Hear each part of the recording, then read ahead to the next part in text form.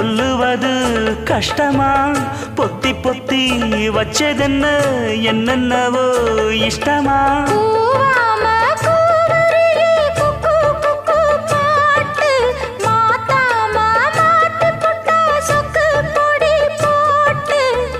யாரிடத்தில் உன் மனசு போச்சு